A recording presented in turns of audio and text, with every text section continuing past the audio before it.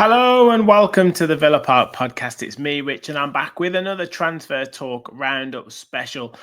Could the dominoes start to fall now with the goalkeeping situation?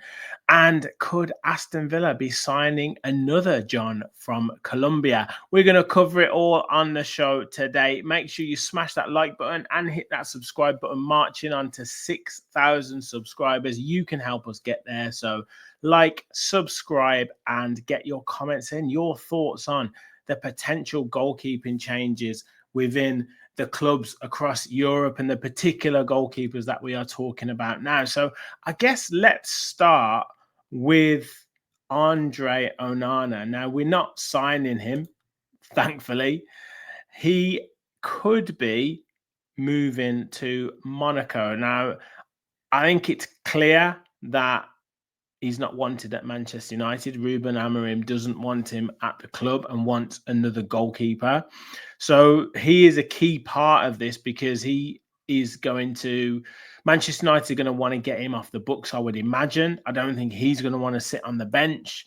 And he's a good enough goalkeeper to go somewhere and be a first team player. So Monaco have been the latest club to show interest in him. I'm not sure whether talks have started yet, but I'm pretty sure that if he was happy to move, then Manchester United would be happy to move him on if the fee was correct. That then would pave the way for Emi Martinez to move potentially to Manchester United. And by all accounts, he is open to that move. Now, for Aston Villa supporters and probably for supporters across the Premier League, it seems a little bit puzzling in terms of why you would leave a club in the Europa League and potentially challenging for the Champions League again next season to move to Manchester United, who are in a real difficult situation. Yes, they're making some big signings of Cunha, and obviously Emi Martinez would represent a massive signing for them. But no European football, and then no guarantee that they would get European football next season either.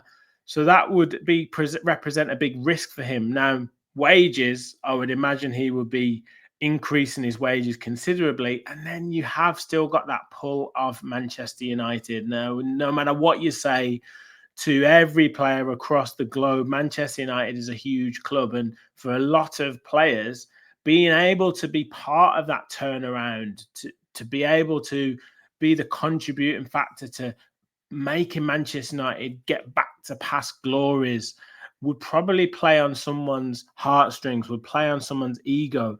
And maybe that's something that would be set up for Emi Martinez to be a part of. I don't know what he's like personally, but, he joined Aston Villa when maybe we weren't the fashionable club. Maybe we weren't the club that he might have been expected to join. And the kind of stars aligned for him to come into Aston Villa at the right time when we were trying to capitalise on surviving in the Premier League. And then he grew with the club and we grew along with him. And we've managed to get into the Champions League and we've managed to qualify for Europe 3 seasons in a row, 2 top 6 finishes, and he's been a massive part of that.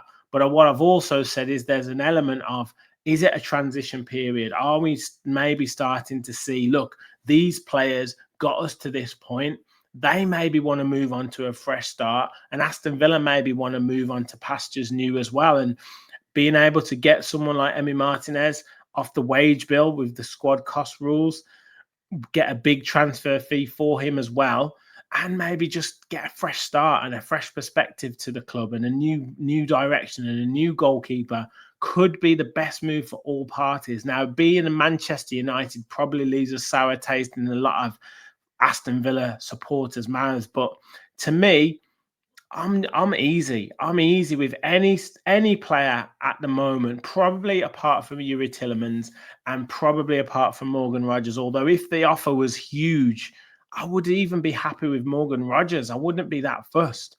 I'm really not bothered about any player that is sold as long as we get big money for them and then we can bring in an adequate replacement and move to fresh, give another player a fresh challenge, give another player a fresh perspective, and make that player make the position their own. So to me, I'm more than all right with Emi Martinez moving on. and go into pastures new, because you don't want to keep a player at the club that kind of doesn't want to be there, that has been flirting with other clubs as well, and that would potentially move at the drop of a hat if something else better came along in the first place. You want someone who is 100% as best as you can, fully committed to the cause, and all pointing in the right direction. And just to have these stories constantly putting themselves around doesn't lead me to believe that Emi Martinez would be 100% behind the project at Aston Villa. So to me, yeah, let's see what happens. But most importantly, if he is to move, we want a really, really good replacement goalkeeper to come in place of him.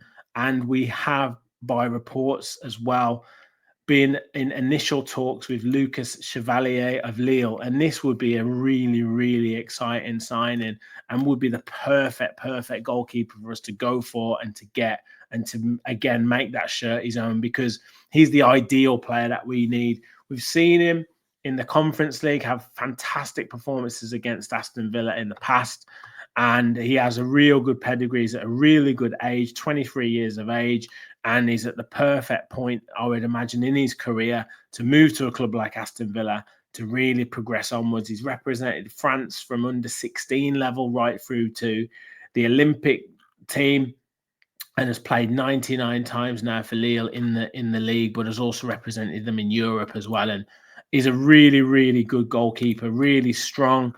Like I say, we focused on him a few weeks ago when the talk was of Aston Villa potentially being interested in him. Newcastle are interested in him as well. So he's a highly sought after goalkeeper. I think Paris Saint-Germain might be interested in him as well. So we'd have to move quickly, and we'd have to be decisive in the market to make sure that we got him. 34 appearances in the league last season, 1.1 goals conceded per game, 96 saves across the season, 64 saves from shots inside the box, 29 from outside of the box. Does like to parry them, so 21 parries. Conceded 36 goals all season, but only one from outside the box, and 2.8 saves per game at a 73% rate. So, look, we know he's a very, very good goalkeeper, 11 clean sheets as well. So, you know, I think he would be really, really excellent for us, and a goalkeeper that we could really develop and really, really help us to push on the next few years and be a long-term goalkeeper for Aston Villa, and really get 4 or 5 years again out of this goalkeeper. So to me, I'm really excited about it. But when it's initial talks, I still think there's probably a chance that Newcastle probably have initial talks with him, PSG have initial talks with him, or whoever else might be interested in him. So I don't think the deal is anywhere near done yet, but it's really positive to see us going after a player of this caliber. So let me know your thoughts in the comments. Are the dominoes starting to fall? Can you see Andre Onana going out to someone like Monaco? Can you now see Emi Martinez moving to Manchester United? And can you see us closing in on a deal for Lucas Chevalier? Is this the deal that has to be done before June the 30th? Is this why now the story is starting to come out, and will we see it really accelerate next week? Let me know your thoughts in the comments. Now, what's also occurred today is reports that Aston Villa are in for another Jhon from Colombian, not John Duran, who apparently is on his way out of Saudi, but this time John Lucumi of Bologna, and looks a strong defender. 23 years of age, I believe. 26 years of age, 6'2". Played 94 times for Bologna since 2022. Was at Genk before that, where he appeared 91 times, and they signed him from Deportivo Cali, where he appeared 42 times and has 29 caps for Colombia. So, but as I say, by all accounts, he's a really strong defender. We take a look at his SofaScore stats and his ratings to see what his strengths are. Ground duels and long balls, 18.5 million euro market value, so potentially available at a pretty good price. Operates in that left-hand channel, which is interesting because Mings and Torres are in that area. So Is that something where we're going to maybe hopefully look to push it, bring him over to the right and be cover for someone like Konsa? 29 starts in 32 appearances, didn't score any goals for Bologna.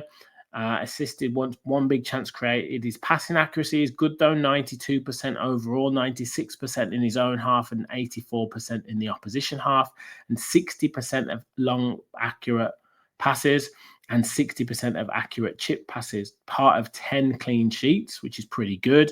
5.5 ball recoveries per game, 1.7 tackles, 1 per game, and 2.6 clearances. So definitely puts himself about 60% in terms of total duels and 68% in terms of ground duels won. So very, very strong player, someone who really does put himself about, I imagine, and would be, I think, potentially, by the look of his profile, a useful player to have as part of the squad. Now, 26 maybe doesn't quite, I think, would certainly be a backup, but does he fit the profile for a backup? Would we look for more of the 18, 19, 21, 22 years of age players to be that backup to learn?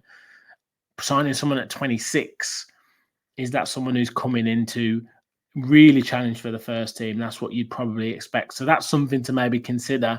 But any Italian football experts, any Colombian football experts in the chat, let me know your thoughts in the comments. Is this someone who we could be really looking at and could get for a really good price? Let me know your thoughts. Is he a kind of similar to Loic Bade from Sevilla? Is he similar to anyone that we've got already, i.e. Konsa or Torres? Let me know your thoughts in the chat. But that's it from me. The news has been pretty quiet all week in terms of outgoings. The main one's been Martinez. We haven't really seen much in the form of Ollie Watkins or Jacob Ramsey. A little bit on Buendia. Leeds apparently interested. And look, if we get anywhere near 20 million, that would be fantastic. Alex Moreno, we're looking at 5 million, I think, for him to move away. So I think the Spanish club's interested in him. And there was talk of Leeds as well. So anything that we could get there would be helpful. But I think that would probably be more like July throughout then. But is this Martinez the deal that is going to be done before this June the 30th deadline? Let me know your thoughts in the comments. I'll be back with any more transfer talk rumor shows across the weekend. And also potential, if big things happen next week, fans forum, getting your thoughts on it as well. So stay tuned to the channel. Hit that like button. Hit the subscribe button on your way out if you haven't already. Get involved in the comments. Thank you all for watching. And as always, remember, we'll follow the Villa.